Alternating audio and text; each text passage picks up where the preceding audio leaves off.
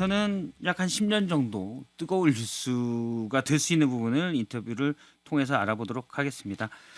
지난주에 세계 최대의 IT 가전 전시회인 미국 CES가 막을 내렸습니다. CES가 IT 가전 뭐 전자박람회인데 신기술 이른바 테크 업체들이 신기술을 다 자랑하는 곳입니다. 여기에 다녀온 분 IT 커뮤니케이션 연구소의 김덕진 소장을 스튜디오에 모셨습니다. 안녕하십니까? 네, 안녕하세요. 반갑습니다. 김덕진입니다. 예, 지난주에 네. 2016 CES를 직접 다녀오셨죠? 네, 맞습니다. CES가 사실 친숙하지 못해서 저는 개인적으로 친숙합니다. 왜냐하면 한 10여 년 전에 한 5년 연속 간 적이 있어요. 그러니까요. 계속 가신 분들은 재밌죠. 네, IT 담당 기자를 해가지고. 네. 근데 그때는 TV만 보다 왔는데 지금 많이 바뀐 것 같더라고요. 맞아요. CES를 잠깐 설명을 해주신다면요? 네, 일단은 뭐 CES는 전 세계의 모든 기술들이 정말 한 곳에 다 모이는 쇼다. 이렇게 설명드릴 수 있을 것 같아요. 왜냐하면 우리가 뭐 뉴스에서 뭐 삼성, LG 막 나오니까 이 쇼의 규모에 대해서 잘 이제 감이 안 오는데요. 가보셔서 아시겠지만 요즘엔 더 커졌어요. 전체 쇼가 7만 평입니다. 7만 평이요? 네, 축구장으로 치면 350개에서 400개예요. 축구장 350개에서 네. 더 커졌네요. 진짜. 네, 정말로. 참가 기업이 한 4,000개에서 4,500개 예. 정도고요. 한 곳이 아니라 이 라스베가스의 12개의 큰 호텔과 이 컨벤션 센터에서 분산으로 돼서 솔직히 말씀드리면 기간 내에 혼자서 다 못 봅니다. 예, 그래서 거의 뭐 골라서 봐야 될 정도로 거의 라스베가스 전체가 정말 모이고 전 세계에 있는 모든 기업들이 다 모이는 쇼이다 보니까 의미가 있고 또 한 가지는 1월에 한다는 게 의미가 있어요. 예. 아무래도 이제 전 세계에서 우리가 이른바 3대 가전쇼 IT 쇼라고 부르는 게 이제 CES, MWC, IFA라고 하는 세 개가 예. 있는데 그 중에서도 CES가 주목받는 이유가 첫 번째는 미국에서 한다는 거고요. 미국에 있는 모든 그 바이어들이 모이기 때문에 두 번째는 1월에 하기 때문에 모든 기업들의 올해의 메시지 그래서 올해는 어떤 거 할 거야. 우리가 기술이 어떻게 될 거야. 이런 것들을 좀 이야기하는 쇼입니다. 각 기업들이 이제 우리가 더 잘났어 이런 걸 또 자랑하는 그렇죠. 그런 쇼이기도 하죠. 그리고 이제 자기가 잘난 것뿐만 아니라 우리 파트너들이 이만큼 있어. 뭐 이런 것들도 보여주기도 하고요. 그다음에 또 이 쇼가 원래는 CES가 컨슈머 일렉트릭 쇼여가지고 이제 이게 뭐냐면은 가전 박람회였거든요. 예. 근데 2016년도 정도인가 이 쇼가 이제 일렉트릭이 아니고 테크놀로지로 좀 바뀌었어요. 그래서 이제 그 다음부터는 이제 컨슈머 일렉트릭 쇼라고 부르지 말고 그냥 CES라고 부르라고 했거든요. 예. 그래서 이 C가 처음에는 컨슈머였다가 한동안은 그래서 자동차였다가 막 요즘에는 막 여러 가지 것들을 다 품는 정말로 전 세계에 있는 모든 사람들이 집중하는 쇼다 보니까 뭐 스타트업이나 기업들 뭐 아니면 미디어들도 가장 이제 많이 집중하는 쇼다 이렇게 말씀드릴 수 있을 것 같습니다. 그러니까 제가 한 2007년, 8년, 9년 막 이렇게 다닌 것 같은데 네, 그때 이제 TV 어디가 제일 크냐, 맞아요. 어디가 더 얇고 크게 만드냐, 스마트 TV 요런 게 많이 관건이었거든요. 그리고 곳곳 가보면 디스플레이만 엄청 있었는데 어느 순간 자동차가 등장하더니 지금은 로봇도 나오고 맞습니다. 완전 IT 전시회가 됐습니다. 이 CES가 앞으로 뭐 기술의 표준을 정한다 이런 얘기가 있던데 CES에 나왔던 기술들이 표준이 되고 방향을 정한 건 어떤 것들이 있나요? 그러니까 이 쇼가 이제 워낙 오래된 쇼예요. 1967년도부터 진행된 쇼거든요. 예. 그래서 이제 아마도 추억의 기계들이 많이 나오실 겁니다. 예를 들면 1970년대에는 VCR, VCR. 비디오라고 하는 게 처음으로 이제 여기서 나왔었고요.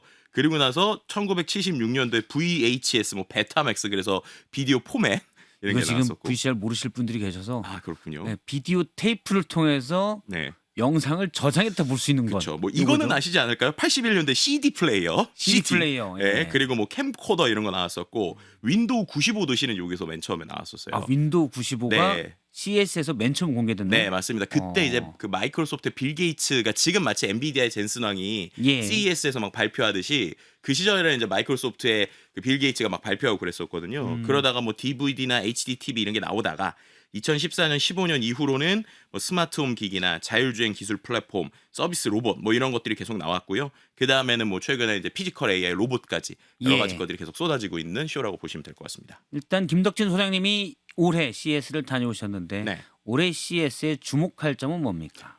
이번 CES의 그 우리가 이제 캐치프라이즈라고 하죠. 캐치프레이즈가 이노베이터 쇼스업이에요. 그러니까 이노베이터 혁신가들이 이제 앞으로 드러난다 이런 건데 왜 이렇게 했을까라고 하면 작년까지는 인공지능이라고 하는 게 컴퓨터 안에 있으니까 예. 뭔가 이렇게 눈에 보일 만한 게 별로 없었거든요. 근데 올해는 쇼스업 그러니까 밖으로 다 나왔습니다. 예를 들면은 갑자기 인공지능이 결합된 로봇이 나온다거나, 로봇이. 예, 인공지능이 결합되어 있는 뭐 어떤 헬스케어 제품이 나온다거나, 예. 아니면은 뭐 인공지능 결합되어 있는 VR 기기 막 이런 것들이 계속 나왔지만 이게 진짜로 쓸만해졌거나 이런 식으로 우리 눈에 보이고 손에 잡히는 기기들이 AI와 결합되면서 진짜로 소비자들에게 이러한 변화가 있구나라고 하는 걸 보여줬다 보니까 예. 처음에는 좀 기대를 안 하고 갔다가 너무 재밌는데라고 이제 좀 쇼에 그러네요. 형태가 지금까지 바뀌었습니다. AI 하지만 그 전에 벌 수 있던 건 생성형. 그래서 챗GPT나 제미나이한테 뭐 물어보고 답 그쵸. 받고 이거였는데 이제 실물로 네. 로봇이나 이런 걸 통해서 눈에 보인다 이 말씀이시죠? 네, 맞습니다. 사진들이 좀 준비됐습니다. 유튜브로 보시는 분들은 좀 사진을 볼 수 있을 것 같은데요. 로봇들이 많이 나왔다. 지금 뭐 제 화면 우측으로 많이 예전에는 로봇이 좀 움직임이 둔하고 음. 힘은 물론 저보다 세겠지만 그런 움직임은 둔한 모습들을 보이는데 지금 저 밑에 하단에 앞서 있던 뭐 여성 모습이랄지 관절 기술도 되게 좋아진 것 같고요. 네, 맞아요. 많이 유연해졌고 실제 사람과 똑같은 모습들도 좀 볼 수 있었던 것 같습니다.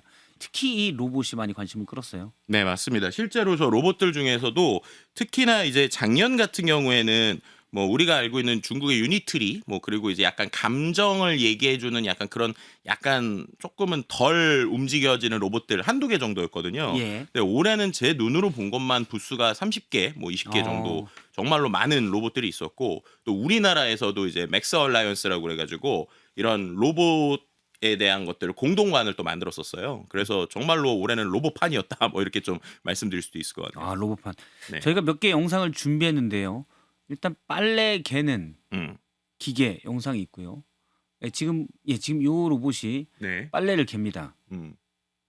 맞아요. 저기 보시면은 저 빨리 개는 게 별거 아닌 것 같지만 저게 예. 되게 놀라운 게 실은 제 기억에 2016년인가 2017년에 빨래를 이렇게 기계에다 딱 넣으면 자기가 탁탁탁 접혀서 나오는 게 프로토타입으로 나왔었거든요. 그래요? 근데 그게 제대로 완성이 안 됐어요. 그래서 빨래라고 하는 게 우리가 생각을 해보면 여러 종류들이 있잖아요. 그러니까 예. 그 종류에 따라서 이게 접는 방식이 다 다른데 그거를 저 팔이 제대로 움직일 수 있게 하는 것 저런 것들이 이제 어떻게 보면 사람들에게 놀라움을 줬었던 게 있었죠. 일단 뭐 비싼 로봇한테 빨래 갤 거 시킬 거냐. 그리고 이제 예를 들어서 의류점 같은 데 일하는 분들이 보기에는 네, 저렇게 게다 언제 갤래? 그렇죠. 라고 할 수도 있지만 정말 지금 정교한 손동작이 가능해졌다 이런 의미가 있는 거죠. 네, 맞습니다. 이제 실제로 이제 생각을 해보시면 저 로봇 같은 경우에 빨래를 갠다라고 하는 거는 이제 제일 놀라운 것 중에 하나 우리가 로봇을 보면서 놀라운 건 쟤는 24시간 일한다는 거예요. 그러니까 이제 우리는 8시간 일을 하잖아요. 그럼 생각을 해보면 로봇이 물론 더 일할 수도 있죠. 그렇죠. 예. 그런데 이제 어쨌든 뭐 로봇이 만약에 사람으로 치면 이제 3분의 1 정도 속도만 나오면 되는 거예요. 쉽게 말하면. 그러네요. 네, 그러니까 그렇게 생산성을 계산을 했을 때 로봇들 만드시는 분들은 충분히 이제 접근할 수 있다라고 얘기하는 부분도 있고요. 그다음에 아까도 잠깐 영상이 나온 것 같은데 현대차의 아틀라스 같은 경우에 지금 저 로봇입니다. 네, 맞습니다. 이제 저 로봇 유튜브로는 영상이 나오고 있는데요. 예. 네, 이제 저 로봇 같은 경우에 이제 정확하게 말하면 보스턴 다이나믹스에서 만든 로봇이죠. 아틀라스라고. 현대차가 하는. 인수한 기업. 네. 예. 근데 이제 저 로봇의 놀라운 점은 되게 현장에서 보면 부드러워요. 지금 보시면 알겠지만 그 관절 하나하나 움직이는 게 정말 부드럽게 움직이잖아요. 예. 그리고 두 번째로는 저 로봇의 그 우리가 말하는 관절의 가동 범위가 인간과 다르게 저게 하나씩 다 360도로 돌아갑니다. 그러니까 이게 이제 되게 이번에 새로운 접근이었는데 지금까지 사람하고 똑같이 생긴 휴머노이드를 만든다라고 하면 대부분 다 어떤 생각을 했냐면 일단은 키도 사람하고 비슷하지만 관절 움직이는 거나 손가락도 사람하고 똑같이 만들어야 된다라고 이제 보통 생각들을 하고 있었어요. 그러네요. 손가락 5개. 그렇죠. 그리고 관절도 뭐 사람하고 비슷한데. 예. 근데 저 이제 아틀라스의 제일 놀라운 점은 일단은 손가락이 지금 5개가 춤을 추네요. 그렇죠. 네. 맞아요. 저렇게 춤을 추는데 이제 약간 손가락이 거만한 것 같아요. 지금 약간 모습이 약간 그쵸? 무술을 네. 하는 듯한 모습인데 로봇이 어쨌든 네. 저렇게 좀 재미있고 거만해 보이지만 저 로봇의 가장 큰 포인트는 뭐냐면 예. 공장에서 일을 할 수 있게 만들었다라는 겁니다. 음. 저게 왜 중요한 포인트냐면 지금까지 중국에 있는 로봇들은 막 유튜브를 통해서 많이 보셨겠지만 예. 막 이렇게 물구나무서기를 한다든지 막 권투를 한다든지 점프를 한다든지 그렇잖아요. 덤블링하는 로봇도 봤습니다. 그렇죠. 그런데 우리가 로봇을 생각할 때 제일 중요한 것 중에 하나가 로봇이 인간하고 똑같지 않다라는 거예요. 이게 무슨 말이냐? 사람이 만약에 무거운 어떤 뭐 30kg짜리 40kg짜리를 들고 있을 수 있잖아요. 예. 근데 기존에 있었던 로봇은 무거운 거를 가만히 들고 있는 걸 오히려 잘 못합니다. 네, 오히려 뒤돌려차기가 쉬워요. 그래요? 네. 그건 왜 그렇죠? 이게 왜 그러냐면 로봇이 제일 어려운 것 중에 하나가 균형을 잡게 하는 거거든요. 그러니까는 이제 보통 중국에 있는 로봇들 막 달리게 하는 거 보면 갑자기 넘어지고 막 그런 거 보실 텐데 두 발로 서 있게 가만히 있게 하는 게 로봇이 되게 어려운 부분이에요. 아 그래요? 네, 왜냐하면 이게 균형을 계속 잡아야 되기 잡아야 때문에. 되니까. 근데 그 상황에서 무거운 거까지 들었다고 생각해 보세요. 그건 막 넘어질 거잖아요. 그러네요. 그 무거운 등 쪽으로 네, 무게가 쏠릴 것이고 이걸 그렇죠. 반대쪽에서 힘을 줘서 다시 균형을 잡아야 되는데 그렇죠. 그런 부분이 어렵다는 말씀이신 네, 거죠? 맞습니다. 이제 그런 것들을 이번에 아틀라스가 자신은 50kg 무게까지 높이 들 수 있다라는 걸 보여준 거예요. 그러니까 기존의 중국 로봇들은 되게 재미있게 막 물구나무서기 점프는 하지만 이래서 쓸 수 있는가라고 할 때는 조금 퀘션 마크가 있는 상황이거든요. 근데 이번 아틀라스의 제일 놀라운 점은 무거운 것도 든다. 그리고 두 번째는 관절을 저렇게 360도를 돌리는 이유가 예. 예를 들면 좁은 공간에서 무거운 걸 들어서 옆으로 움직인다라고 하면 사람은 몸통을 전체를 돌리거나 다리를 움직여야 되잖아요. 근데 저거는 360도가 돌아가니까 쉽게 말해서 어떤 물건을 짚고 그 자리에서 그냥 뺑그로 돌아가지고 뒤에 넣을 수 있는 거예요. 예. 그런 식으로 실제 공장에서 쓸 쓸 수 있는 도구로서 만들었다라는 게 되게 큰 포인트입니다. 공장 노동력을 네. 대체할 수 있다. 네. 대체도 예. 할 수 있고 도움을 줄 수 있는 거죠. 도움을 줄 수도 있고. 네. 그래서 실제로 제가 이제 아틀라스 담당자한테 여러 가지 물어봤을 때 그걸 물어봤어요. 왜 손가락이 5개가 아니고 4개입니까? 라고 물어봤습니다. 실제로 프로토타입은 3개였는데 예. 4개로 됐거든요. 굳이 5개까지 필요 없기 때문이라고 얘기를 하는 거예요. 4개면 다 된다. 네. 왜냐하면 5개를 만들면 돈이 많이 들고 그리고 비용이 많이 드는데 4개면 최적화된다. 근데 이 말에 또 무슨 의미가 있냐면 기존의 아틀라스가 로봇은 잘 만들고 지금까지 로봇 되게 많은데 제일 어려운 게 양산이거든요. 그러니까 한 대는 잘 만들 수 있어요. 예. 그런데 공장에 투입되려면 수백 대, 수천 대, 수만 대가 있어야 되잖아요. 같은 품질로 여러 대를 만든다. 여기 그렇죠. 생산성이 나와야 된다라는 네, 얘기죠. 맞습니다. 그런데 지금까지 그거를 수만 대급으로 제대로 한 회사가 전 세계적으로 없거든요. 근데 이번에 발표한 게 현대차에서 이 아틀라스를 3만 대를 양산하겠다. 예. 네, 그리고 2030년까지 하겠다. 이렇게 얘기를 한 거예요.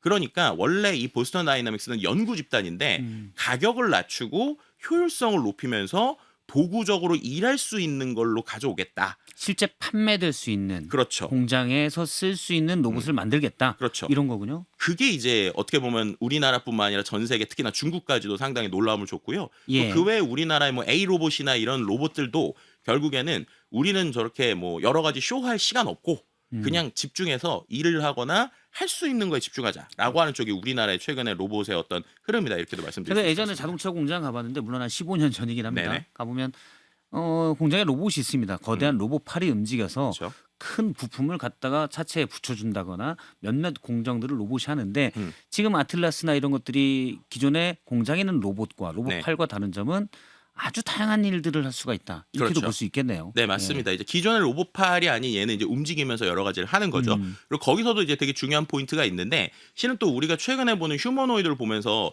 약간 오해 아닌 오해를 하는 게 있어요. 예. 이번에도 되게 재밌었던 게 그 CES 현장에서 이 유니트리나 중국 회사들이 뭘 보여줬냐면 권투장을 만들었어요. 어. 권투장에서 로봇끼리 권투를 합니다. 이렇게 네. 인간들은 쌈 붙이는 걸 좋아하는지. 그렇죠. 그리고 실제로 거기에 있는 참관객이 권투 장갑을 끼고 로봇하고 권투도 할 수 있게 해놨어요. 예. 그럼 얘가 막 넘어졌다 일어났다 막 움직이거든요. 그럼 우리가 보면서 와 로봇 기술 신기하네라고 하고 있는데 그게 실제로 혼자서 권투를 하느냐 그게 아닙니다. 그러면요? 뒤에서는 누군가가 조이스틱 오락기 같은 걸로 그걸 만지고 장난치고 있어요. 아 그래요? 예, 이게 되게 중요한 포인트인데요. 그 뭐 안에 철이와 영희가 타고 있거나 그런 건 아니고 네, 그런 건 뒤에서 아니죠. 일단 철이나 영희가 조작을 한다는 말씀이시죠? 네, 맞습니다. 그러니까 우리가 보통 유튜브에 나오는 여러 로봇을 보면 스스로 그렇게 움직이는 것 같잖아요. 예. 아직은 그렇지 않다는 거예요. 그러니까 아. 지금 로봇이 어느 수준이냐 마치 드론 생태계가 생겨서 처음에 드론이 나왔던 것처럼 지금 중국은 아주 껍데기를 빠르고 싸게 만드는 쪽에 집중을 하고 있습니다. 예. 그래서 그거를 싸게 만드는데 실제로 거기에 뇌를 탑재하는 건 다른 일이에요. 예를 들어서 사람과 직접 로봇이 권투를 한다. 그러면 네. 주먹이 날라오는 각도, 속도 이거를 센서로 계산을 하고 네, 그거를 동력에 전달을 해서 머리를 피하고 네, 요런 게 돼야 되는데 네, 그렇게 하는 게 아니라 그렇죠. 옆에 있는 사람이 보면서 음. 조이스틱으로 저 사람 치네? 그럼 피하자. 음. 현재는 요런 기능이 된다는 말씀이시죠? 그렇죠. 어. 그래서 이제 그 다음 단계로 얘가 스스로 할 수 있게 하는 게 이제 지금의 포인트인데 그래서 이번에 아틀라스 같은 경우는 어떻게 한 거냐면 실제로 공장에 있는 제품을 이렇게 나르는 거를 했거든요. 예. 근데 그거를 실제 제가 인터뷰를 통해서 들어보니까 CES 현장에서 한 5시간 정도 그렇게 학습을 해가지고 만든 거라고 해요. 근데 그렇게 한동작 지금 화면에 나옵니다. 그렇죠. 저렇게 한 동작 같은 경우를 사람이 VR 기기를 끼고 행동을 하거나 여러 가지 학습을 해서 알려주는 거예요. 근데 만약에 저 로봇이 저 한 동작이 아니라 진짜 말씀하신 대로 움직이면서 이 첫 번째 공정도 하고 두 번째 공정도 하고 이러려면 데이터가 많이 필요하다는 겁니다. 데이터. 네, 그건 훈련되고 프로그래밍이 되면 또 쌓일 수도 있는 건데 그렇죠. 그러면 아틀라스가 실제 양산이 돼서 현장에 투입되고 몇 년 정도 걸릴까요? 현재 지금 얘기하는 거는요. 그렇게 오랜 시간이 아닌 것 같아요. 예를 들면 이미 현대차에서 얘기하고 있는 거는 2027년부터 본인들이 테스트를 할 거고 예. 그리고 2028년부터는 현대차에 있는 공장이나 아니면 이미 로봇 강아지가 있는데 시범 투입을 할 거고 2030년부터는 본격적으로 쓴다라고 얘기를 하고 있어요. 2030년부터 네. 가격은요? 가격은 아직 미공개가 됐습니다. 그래서 결국 포인트는 가격일 것 같아요. 그렇죠. 네, 근데 많은 사람들이 예상을 할 때는 처음에 양산이 전이라도 한 3, 4억 정도로 보통 많이 이제 처음에는 예상을 해요. 아틀라스 한 대. 네, 근데 이제 왜냐하면은 지금 스팟이라고 하는 로봇 강아지가 한 1억 정도 하거든요. 예. 그러니까 그렇게 됐을 때 양산이 되면 3, 4억 정도까지 오지 않을까라고 얘기하는데 아니면 뭐 10억 정도까지 얘기하시는 분들도 있습니다. 근데 그러더라도 이거는 이제 말씀드린 대로 로봇 한 대가 여러 가지 일을 24시간 동안 몇 년 동안 한다라고 하면 이제 사람의 연봉하고 계산을 하기 시작을 하겠죠. 그래서 예를 들어서 사람의 연봉으로 쳤을 때 한 3년치 정도 그 안에 이제 세이브가 되기 시작한다라고 예. 하면 이제 조금씩 쓸 수 있는 부분이 있을 것 같고요. 그다음 또 이번에 제일 중요한 것 중에 하나가 이 보스턴 다이나믹스가 혼자서 이렇게 데이터를 만들기가 어렵잖아요. 예. 그래서 이번에 구글의 딥마인드와 손을 잡았습니다. 어, 그러니까 이제 이 로봇에 구글 제미나이 같은 게 이제 탑재가 되는 거예요. 쉽게 말하면. 여러 데이터. 네. 그럼 이제 이 데이터들이 탑재가 되니까 이제 어떻게 보면 로봇이 수만 대가 나와서 각자가 일을 하는 데이터도 쌓이고 그래서 커뮤니케이션이 된다라는 그림을 보여주니까 이제 예. 전 세계가 상당히 놀랐다라고 보시면 될 것 같고요. 로봇이 빠르게 이번 CES에서 주목할 점은 로봇이 빠르게 일상생활에 들어올 수 있을 것 같다. 그렇죠. 이런 걸 눈으로 확인한 게 아닐까 싶습니다. 네, 맞습니다. 그런데 이제 그렇게 되면 로봇이 뭐 귀엽거나 신기하거나 할 수도 있지만 일자리를 뺏어가는 거잖아요. 여기에 대한 우려도 있을 것 같아요. 네, 충분히 그럴 수 있는데요. 그런데 지금 이 로봇이 그러면은 들어오면 우리의 모든 일을 대체해 주냐? 그건 아닐 거예요. 왜냐하면 아까처럼 단순 반복 작업이나 큰 일들을 몇 개를 해주는데 그래서 지금의 대부분의 사람들의 생각은 어떠냐면 현재 우리나라뿐만 아니라 미국도 그렇고 우리가 말하는 숙련 노동을 하시는 분들 예. 이분들이 계속적으로 줄어들고 있어요. 지금 사실 개발자도 네. 뭐 아마존이나 메타 이런 데서 이전에 코딩을 했던 개발자들이 코딩 챗GPT가 다 하는데 제미나이가 하는데 그래서 대규모 지금 감원들이 벌어지고 있거든요. 근데 물리적 노동을 하는 부분도 저 로봇들이 대체할 수가 있다. 근데 거기서 약간 이제 오해 아닌 오해가 있을 수 그래요? 있는 게 제가 말씀드렸던 거는 줄어든다는 게 이 일자리의 필요성이 줄어든다는 게 아니고 실제로 노동력이 줄어든다는 거예요. 노동력이 줄어든다. 이미 이제 생각을 해보시면 우리나라의 조선소나 이런 데들 가보시면 예. 실제로 베테랑 노동자들이 이제 나이가 드셨잖아요. 그런데 이제 신규 노동력이 없잖아요. 그럼 그런 상황에서 뭔가 노동을 할 수 있는 분야에 특히나 위험하고 어려운 분야나 약간의 전문성이 필요한 부분들은 이미 지금 사람이 모자르다라고 하는 예. 것들에 대한 리포트가 있어요. 그래서 그런 부분에서 먼저 좀 해결을 하는 쪽이고요. 실제 미국에서도 이번에 보면은 이런 로봇뿐만 아니라 예를 들어서 큰 트랙터나 아니면 포크레인 이런 것들이 그렇죠. AI가 도와주는 것들이 있거든요. 그럼 대부분 이게 뭐냐면 숙련공이 아닌 사람도 AI한테 버튼 몇 개 누르면 숙련공이 하듯이 도와주는 쪽으로 기술이 가고 있고요. 예. 두 번째는 기술이 만약에 뭔가 기계가 고장이 났어요. 그럼 고장이 났으면 사람이 이거 왜 고장 났어? 라고 말로 물어보면 AI가 이런 것 같아요. 그래서 이거를 이렇게 고치시면 됩니다라는 매뉴얼을 주기 시작합니다. 근데 그게 왜 그러냐면 미국에서 똑같이 숙련공들, 베테랑 노동자들이 갈수록 이 인력이 계속 줄어들다 보니까 지금 이 인력 문제를 해결하는 쪽으로 이 로봇이 좀 포지션을 잡고 포지션을 있다. 잡고 있다. 이렇게 좀 말씀드릴 수 있을 그리고 것 같습니다. 뭐 예를 들어 챗GPT에 프롬프트 명령어를 주듯이 네. 로봇의 뭐 유지보수나 이런데 또 관리하는 분들의 일자리가 있을 수도 있다는 말씀이시군요. 그렇죠. 하지만 전반적으로 많이 된다면 지금 공장이나 또는 왜냐하면 식당만 가도 네. 음식 나르는 서빙 로봇이 많은 일자리를 대체하고 있는 것도 사실이긴 합니다. 네, 맞습니다. 힘든 일을 대체하는 건 좋은데 그러면 일자리 없는 사람들은 뭘 해야 될지 음. 이게 이제 사실 전 세계 정치권의 또 다른 숙제가 아닐까 싶습니다. 네. 오늘 뭐 사실 젠스랑 얘기도 좀 하려고 했는데 로봇 얘기가 너무 재밌어서 네. 그 얘기로 많이 들었습니다. 네, IT 커뮤니케이션 연구소의 김덕진 소장님이었습니다. 오늘 말씀 고맙습니다. 네, 감사합니다.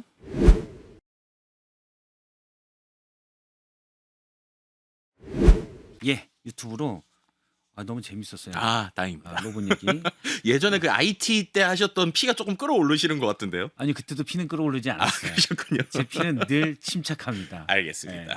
아니, CS를 저도 뭐 엄청나게 다녀가지고 네, 다리가 뭐 부르트고 맞아요. 뭐 삼성, LG 또 이 사장단들이 계속 기자회견을 하거든요. 그러니까요. 우린 뭐 할 거야? 뭐 거기 뭐 식사 때마다 쫓아다녀야 되고 그러니까요. 사실 기자- CS 출장이 힘들어요. 맞아요. 특히나 기자분들은 아무래도 언론사나 이래 우리나라 기업들 위주로 취재를 하시니까 마음대로 다니시지도 못하고 그렇죠. 뭐 그런 것들 많이 보는데 엄청 피곤하시더라고요. 거기다 또 이제 하필 라스베가스에서 하니까 네. 미국 카지노 사다 보면 또 어떻게 굴러가고 있는지 그리고 또 간 김에 잠깐 또 견눈질 좀 하다 보고 취재신 거죠? 취재. 취재죠. 아, 취재입니다. 네. 기자들은 늘 취재를 합니다. 그래서 네, 좋습니다. 그러다 보면 너무 시간이 힘들고 그랬던 기억들이 납니다. 맞아요.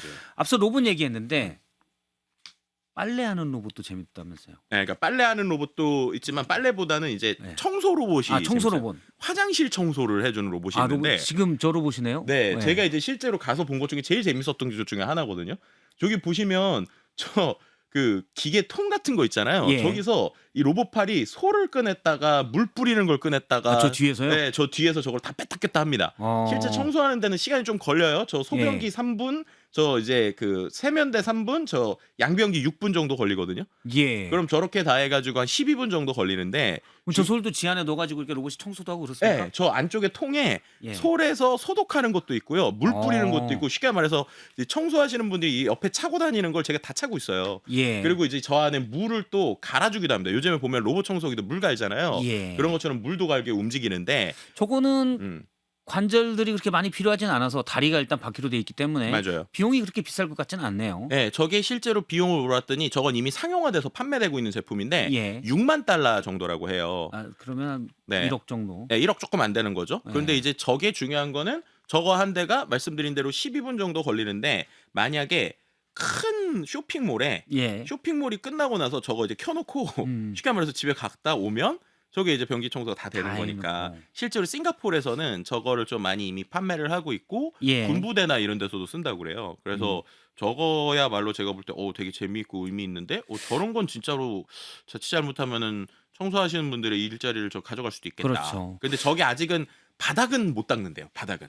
그럼 안 네, 돼요. 그러니까 변기 청소나 이런 거는 변기 청소만. 하는데. 알겠습니다. 네. 혹시 이제 뭔가 또 네네. 물어보려고 했는데 그건 안 물어보는 게 나을 것 같아요. 아침부터 시청자분들이 기분 나빠할 수 있기 때문에. 알겠습니다. 근데 대신 가격이 1억 좀 넘으면 싼 가격은 아니기 때문에 네. 그냥 남편 시키겠다. 우리 남편은 밥 주면 한다. 당연히 집에서는 하면 안 되죠. 집에서 네. 용은 아니고 아까 말씀드린 대로 이제 결국 저 모든 것들은 산업 현장이나 아니면 우리가 말하는 상업 현장 이런 데에서 어떻게 할 수 있나 수준인 것 같고요. 뭐 조금 더 시간이 지나 보면 저렴해질 수도 있겠지만 뭐 집에까지 들어올 수준은 저건 좀 아닌 것 같아요. 일단 그리고 저 로봇이 네. 거치될 공간이 각 집에는 없어요. 맞아요, 네, 맞아요. 그래서 일단 가정용은 아니지만 산업 현장이나 이런 대형 상가 오피스에서는 좀 할 수도 있는. 점점 그러다 보면 사실은 양산 규모가 커지고 네. 그러다면 가격이 내려가고 그러면 집에서도 쓸 수 있는 그런 것들이 나오게 되겠죠. 그렇죠. 그래서 이제 올해 또 되게 재밌는 포인트 중에 하나가 이제 로봇이라고 하는 게 지금까지는 대부분 양산이 아니었다는 거예요. 그러니까는 한두 대를 연구실에서 되게 재밌게 그렇죠. 만들거나 아니면은 뭘 만들더라도 10대 이하니까 뚝딱뚝딱 만드는 수준이 거의 간의 수공업에 가깝게 만들기 시작을 했는데 지금 봤더니 이제는 사람들이 정말 로봇에 대한 관심도 있고 그리고 아까 이제 뇌를 말씀드렸잖아요. 예. 이제 뇌를 만드는 방식이 또 바뀌었어요. 예를 들면 그런 것들을 최근에 엔비디아가 상당히 많이 하고 있는 건데 예전에는 뭔가 이 로봇이 청소 작업을 하나 한다라고 하면 그걸 하나하나 코딩을 다 해줬어야 됐거든요. 근데 요즘에는 어떻게 되느냐 쉽게 말하면 사람이 VR 기기를 끼고 비슷한 행동을 해요. 예. 네, 예를 들면 과자를 먹는다라고 하면 사람이 VR 기기 같은 거 끼고 과자 먹는 행동을 계속해요. 그럼 이거를 엔비디아의 플랫폼에다가 데이터를 던지면 엔비디아 플랫폼이 그거를 증폭을 시킵니다. 예. 쉽게 말해서 생성형 AI가 글을 여러 개를 만들듯이 영상을 인식한 다음에 여러 개로 증폭을 시켜요. 그럼 이 로봇한테 내가 10개의 동작을 줬는데 그 10개의 동작을 100개, 1000개처럼 자기가 학습을 해요. 그다음에 그 학습한 데이터를 로봇에다가 주입을 합니다. 그럼 로봇이 100% 똑같이 못하는데 한 90%는 똑같이 해요. 이게 챗GPT 생성형 AI가 나온 지 네. 얼마 안 됐는데 벌써 이 정도고 네, 이게 피지컬 AI 즉 맞습니다. 물체와 결합이 돼버리면 특히 로봇과 결합되면 정말 어디까지 속도가 또 상당히 빠른 것 같아요. 네, 발전될지 맞습니다. 모르겠습니다. 그 말씀하셨던 피지컬 AI라는 단어가 바로 여기에 차이가 있는 거예요. 그러니까 예. 기존의 로봇은 딱 정해진 대로만 그 정해진 일을 코딩을 열심히 해가지고 해야 되니까 쓰더라도 몇 개밖에 동작을 못했는데 말씀드린 대로 생성형 AI가 좋아지니까 얘가 학습하는 방식이 바뀐 거죠. 그러니 이제 어떻게 보면 로봇 그럼 이제 무슨 사람들이 무슨 생각하냐면 야 로봇이 한두 대가 그렇게 움직이는 게 아니라 이렇게 데이터를 만들 수 있고 청소할 수 있으면 이제는 로봇이 몇백 대 있어도 되겠네? 몇천 대 있어도 되겠네?라고 이제 생각이 바뀌기 시작을 하거든요. 예. 그럼 이제 거기서부터 어떤 또 이슈가 있느냐? 그럼 이거를 안정적으로 몇천 대, 몇만 대 양산할 수 있는 회사가 어디 있을까를 이제 찾기 시작하는 거예요. 왜냐면 지금까지는 연구자들이 한두 대 만드는 건 잘했는데 한 번에 1000대를 그들이 만들 수 있을까? 이게 어려운 거예요. 금형도 해야 되고 그쵸. 조립도 해야 되고 네. 여기다가 뭐 센서 여러 가지 이런 거 보면 어휴. 그렇죠. 그래서 지금 무슨 얘기가 나오는 거냐? 예. 이번에 그래서 현대차 얘기를 계속 안 할래 안 할 수가 없는 게 우리나라에 그래서 전 기회가 있다고 보는 게 현대차뿐만 아니라 제조의 역량을 갖고 있는 회사들이 이제 되게 중요해질 거라는 거예요. 예를 들면은 한두 대 만들던 게 아니라 이거 우리가 100대 1000대 만들어 주세요라고 하면 그걸 감당할 수 있는 회사들이 예. 전 세계에서 어디 있느냐라고 할 때 여기서 이제 우리나라의 기회를 보고 있는 겁니다. 미국은 사실 금융과 플랫폼 같은 IT 그쵸. 이런 게 발달돼 있지 제조업은 사실은 테슬라 빼고는 그저 그렇다라고 할 그쵸. 수가 있고 사실 기계나 이런 제조업은 또 우리나라가 강국이니까요. 그쵸. 뭐 독일, 일본 정도가 경쟁 상대인데 사실 우리가 좀 더 나아가는 편이죠. 그렇죠. 그래서 이거를 어디에 비유하기도 하냐면 엔비디아가 예. 실제로 칩을 만들지는 않잖아요. 설계를 하는 회사지. 그 칩은 TSMC나 예. 삼성전자 같은 데서 이른바 만들지 않습니까? 근데 이제 로봇도 그런 시대가 올 수 있다는 거예요.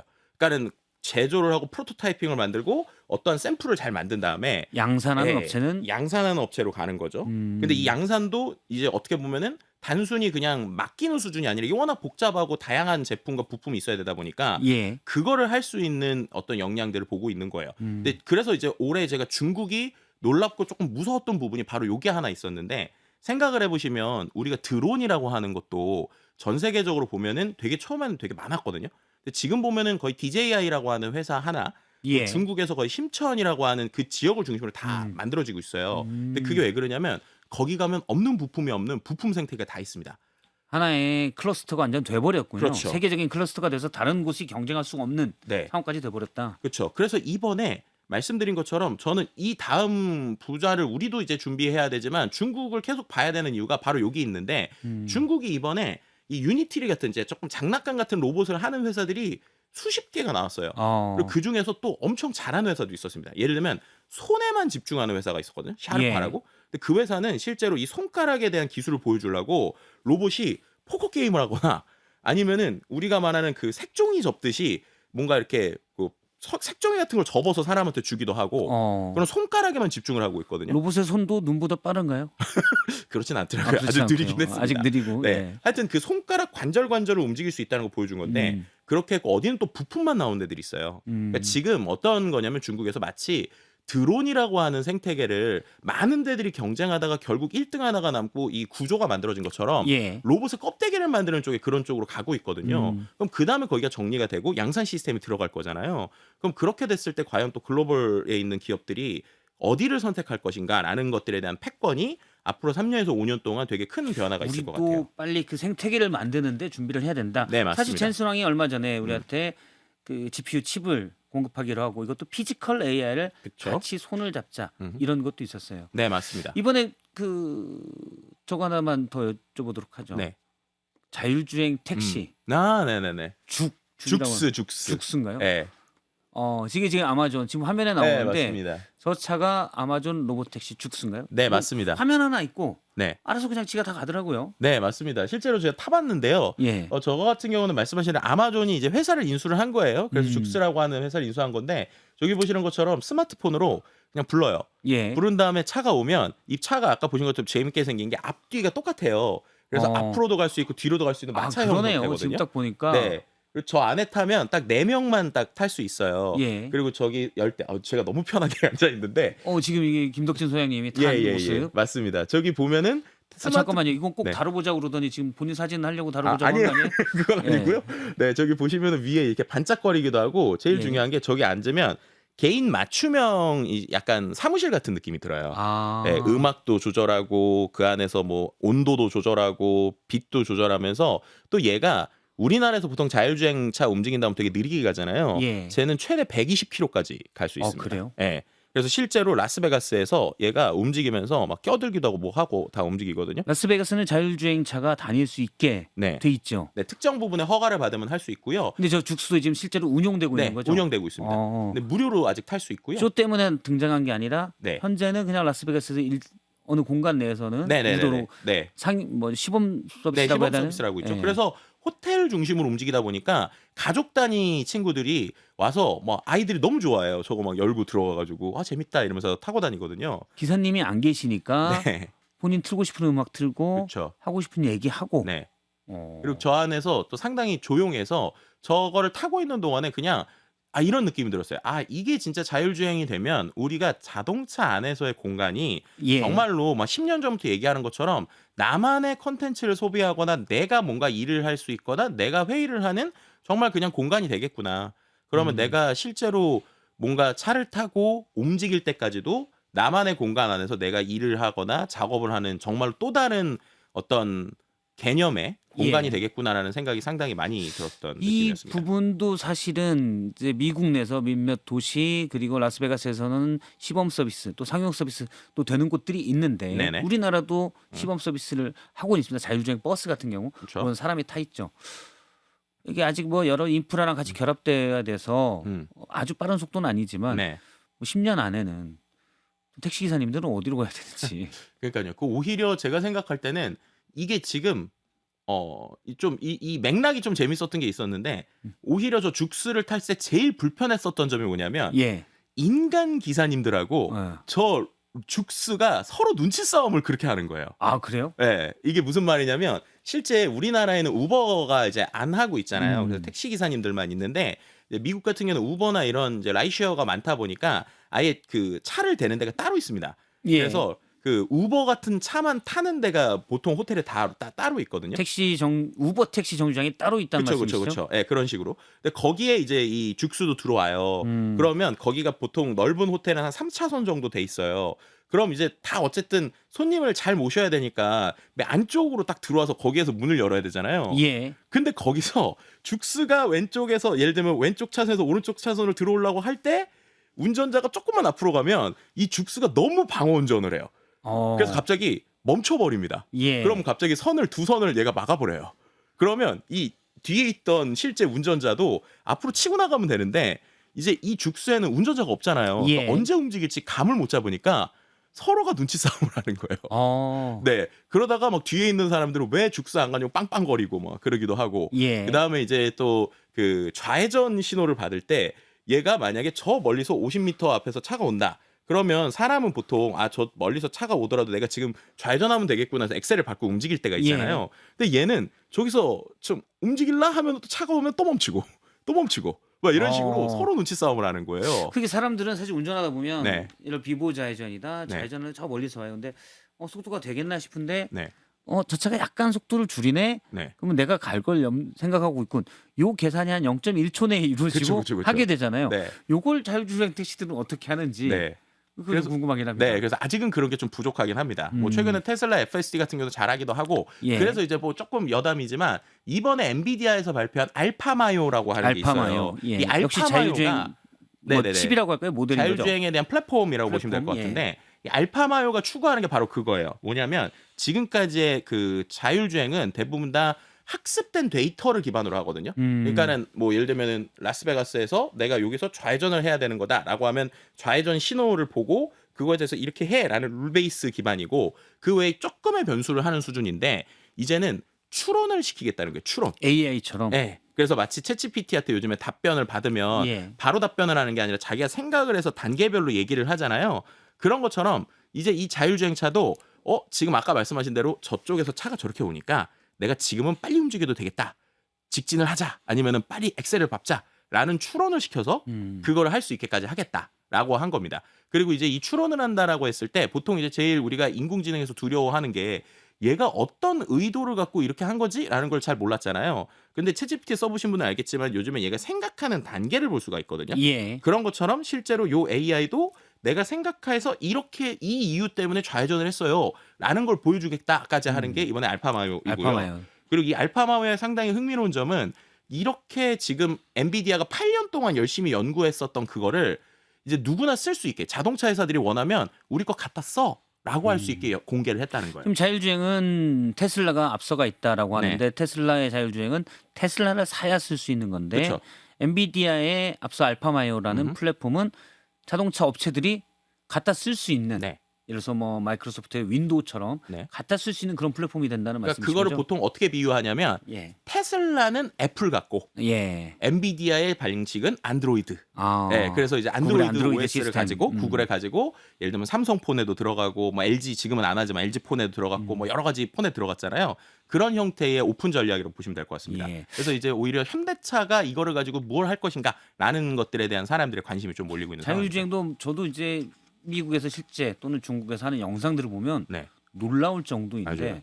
저는 사실 약간 이런 데 보수적이어서 예를 들어서 제가 쓰고 있는 제미나이도 저한테 거짓말을 너무 뻔뻔하게 많이 하거든요. 네. 그래서 제가 대체 너는 어떤 뻔뻔함을 가졌길래 이렇게 거짓말을 자신 있게 해대는 거니? 네. 그랬더니 그다음부터는 아예 그 구글의 공식 멘트 같은 제 말씀을 그냥 믿지 마십시오라는 상투적인 게 나오더라고요. 네, 네. 그래서 제가 이런 젠장하고 이제 돈을 내고 있는데 이게 말이 되니라고 했는데 사실 AI도 약간 그런 것들이 있어서 물리적인 것으로 자동차가 완전히 되게 되면 상당히 이건 좀 안전에 관련된 문제니까 보수적으로 또 해야 되지 않나 실제 네, 맞습니다. 검증이 철저히 더 돼야 되지 않나 생각도 듭니다. 네, 실제 그래서 지금 휴머노이드가 발전했지만 자율주행이 발전했지만 말씀하신 대로 그 상용화에 대한 관점이나 실제 우리의 생활에 들어오는 거에 대해서 어떤 분들은 3년, 어떤 분들은 10년 있어도 안 된다라고 정말 극도로 갈리거든요. 예. 그 이유가 말씀하신 안전성이에요. 안전성의 그래서 문제. 99.99999%까지 안전하지 않으면 쓰면 안 된다라고 생각하시는 분들이 있고 예. 또 아니야 그래도 한 90% 정도만 돼도 일단은 도입하면서 그거를